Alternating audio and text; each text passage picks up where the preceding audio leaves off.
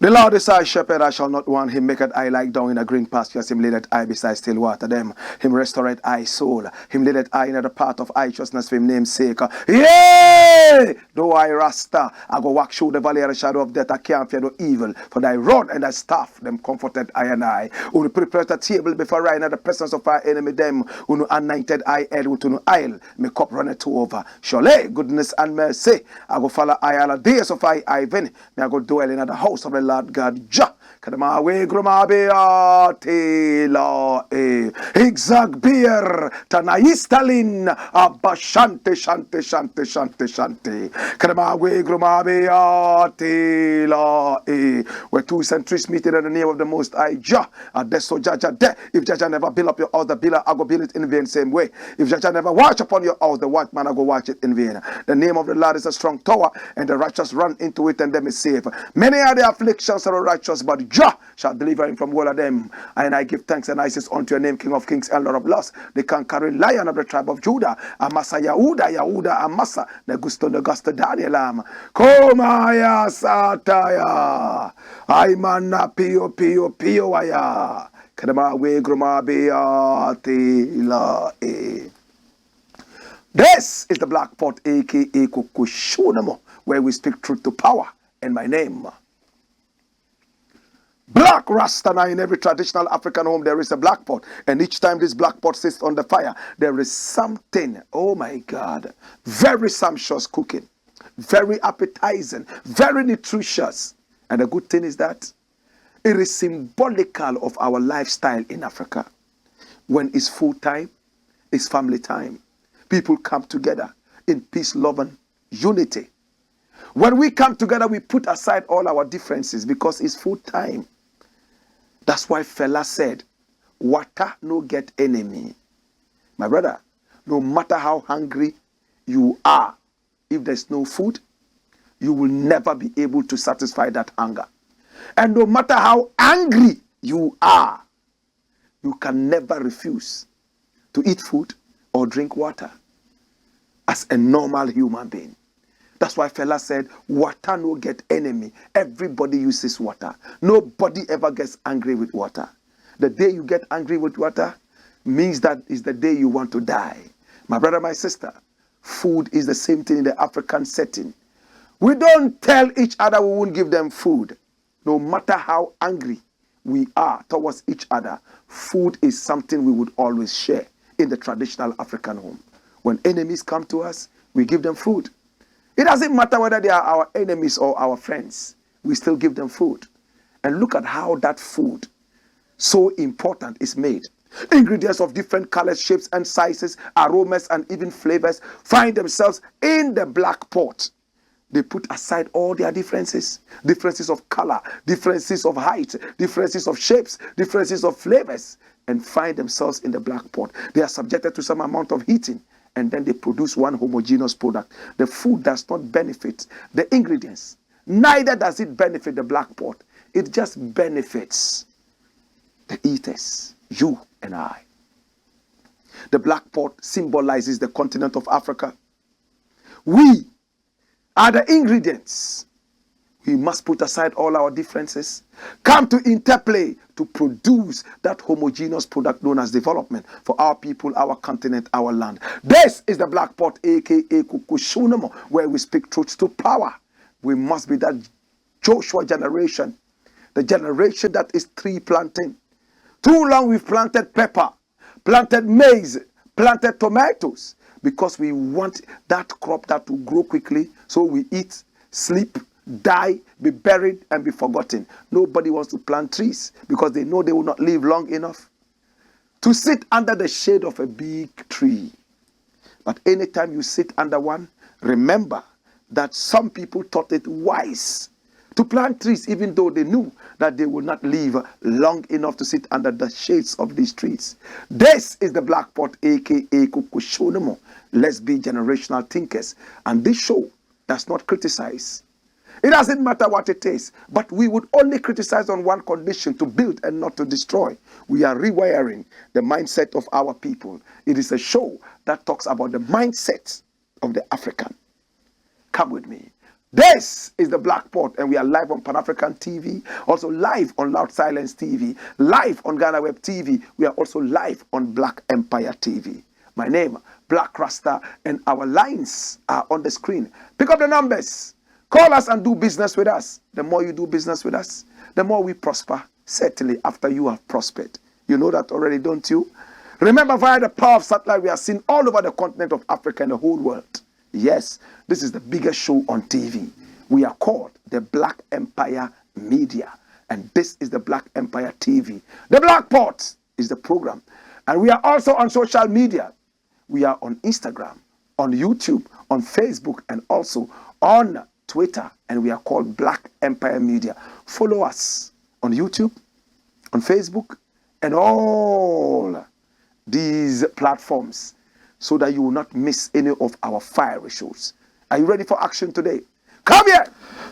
The very first story I would like to look at is rolling on your screen. And what does it say? It says, Joshua Clottey in Ghana boxing's biggest controversy. Who is Joshua Clottey? There he is. Ghanaians love him and they believe he's very strong. Anytime he wins a fight, Ghanaians come up and carry him shoulder high, and he knows how to celebrate. He's full of muscles and he's full of energy. This is a boxer a lot of Ghanaians love, especially people from his locality. They love him. A lot of people in his area believe that he would become that world champion, legendary one that will earn a lot of money and come to the community and help the community grow. Hopefully grow other boxers. Much as I'm not in support of boxing, because I think boxing is nothing but a barbaric sport where people just go out there and hit each other, hurting each other. People are bleeding. Sometimes they fall into coma. Sometimes they are even paralyzed for life. Other times they even die. What kind of sport is this? Whose intention is to hurt people, is to compete over pain. Who can give more pain to the other? Does it make sense to you? But let's put that aside and look at Joshua Clottey. Now, Joshua Clottey had said something that has shocked the whole Ghana and the whole world. And I don't know what is going to be next. I deliberately lost to Manny Pacquiao. And that is Joshua Clottey. That's what he's saying. And when you read the story, it will break your heart. Former IBF world champion Joshua Clottey has disclosed that he deliberately lost his fight against Manny Pacquiao in 2010. That's 13 years ago. Clottey fought the Filipino boxer at the 50,000 field Cowboy Stadium in the USA on March 13, 2010. 50,000. Physical people in the stadium. How about pay-per-view? Despite not being knocked out by Pacquiao, Clottey, who did not fight to his best, lost the bout by a unanimous decision. Nearly 13 years after the fight, the Ghanaian has revealed that he deliberately lost the fight as a result of negotiation issues with his manager, Vincent Scorpino, who cheated him. In an interview monitored by Ghana Web Sports, Clottey said the manager had already accepted $1 million as payment. I came in and negotiated for 1.350 million. It was a fight. I was supposed to get $2 million as the pay. The pay-per-view was $100 for each viewer, but he negotiated $3 on my behalf out of the $100. Even with the $3, I could only earn my share after 300,000 buyers. So if it's 300,000 plus one people buy, I will earn $3. I tried negotiating, but they claimed if I can't fight, I should leave. So I had to take the fight. Meanwhile, the manager was taking 33% profit from each pay-per-view income, including the fight money, he told Joy News. The former welterweight champion expressed his regret is not being able to maximize his big opportunity to make more money from the bout. Clottey noted that he regrets ever listening to his trainer and allow Vincent Scolpino to negotiate on his behalf. I regret signing with that manager. I regret listening to the trainer, but it made me strong now not to allow anyone to negotiate on my behalf. I was supposed to make more money. I was not happy about the Pacquiao fight because I had 3 more years on my contract with the manager. So I decided to blow it up. I even went to his office to negotiate for him to take 25%. So I take 8%. But he said no. Clottey said. That's the fight. My brother, this is Joshua Clottey. After this fight, he came to say he had eaten okra soup and he had started running diarrhea. After the okra soup, he decided that he would not eat okra soup again because he was so confused in the ring. 13 years later, he says it's not the okra soup, but it was because of negotiations problems. That's what he's saying now. Joshua Clottey has forgotten that it is very, very much of a big problem with this kind of sport to say that you blew it up. Why did you blow it up? They gave you the opportunity and told you that if you won't fight, go. Why did you go ahead to fight? If you knew you were not happy. 50,000 people were in the stadium. Millions of people all over the world sitting down watching. Ghanaians were ready to hide the flag of Ghana because of your selfish negotiations problem.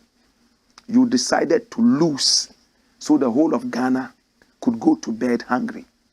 This is a country that takes sports in quotes seriously. When footballers lose in Ghana games, some people even die.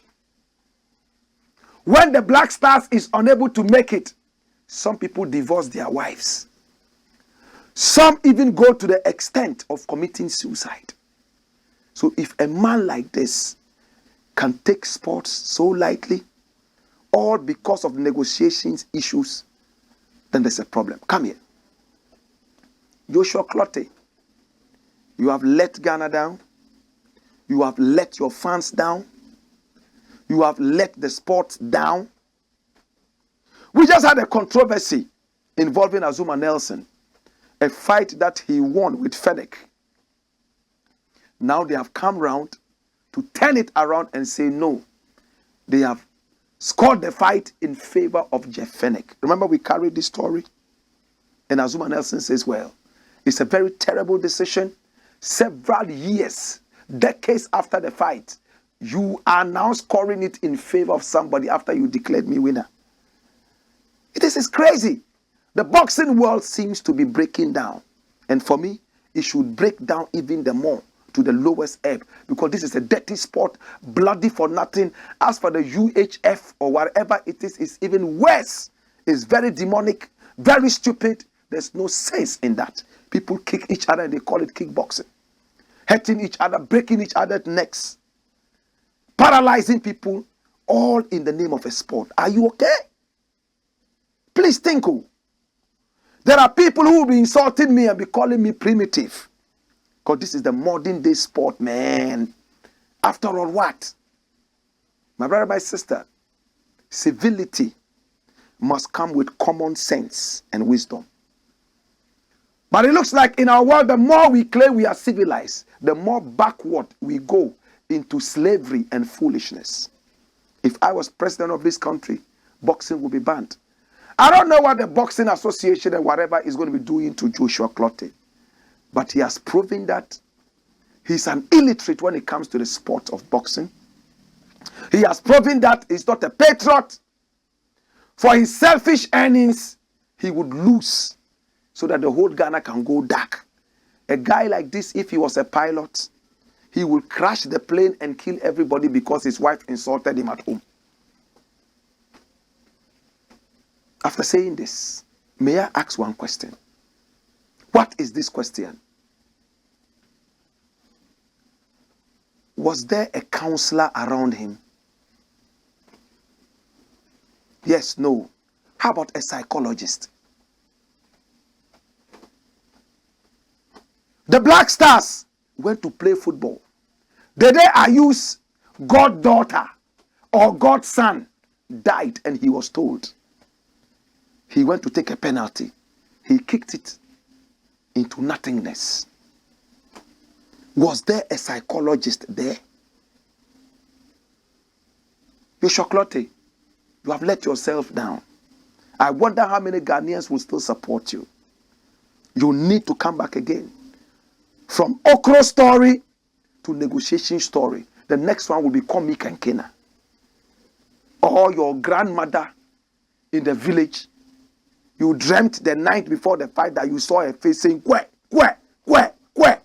And that's where you went and then you were beaten. Sad. This is the Black Pot, aka Kukushonamo, where we speak truth to power. Skipper George. Black Pot, Kukusho.